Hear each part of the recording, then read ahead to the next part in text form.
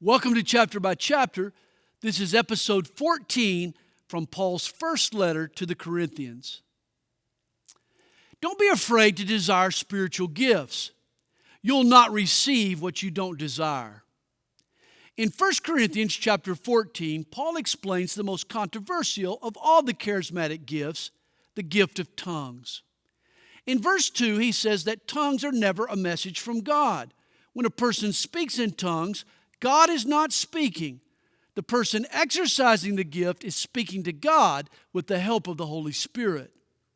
In verse 16, tongues is referred to as our giving of thanks or our praise to God. There are times in my devotional life when words are not enough to express the depths of emotion I feel toward God. The only language I know is English, and my vocabulary is limited. But God knows all the linguistical patterns since the beginning of time. His vocabulary is infinite. In my frustrating moments, God can give me words that I don't understand, but words that eloquently express the feelings of my heart. My awkward adoration is replaced with fluent praise. The gift of tongues is primarily intended for a person's private life. Paul exercised this gift, but not in the public assembly of the church.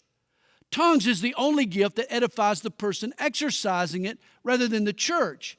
To speak in tongues in a public meeting around people ignorant of the gift is counterproductive.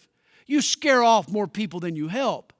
In private gatherings of believers, tongues can be exercised, but even then, only under specific guidelines and in conjunction with the gift of interpretation.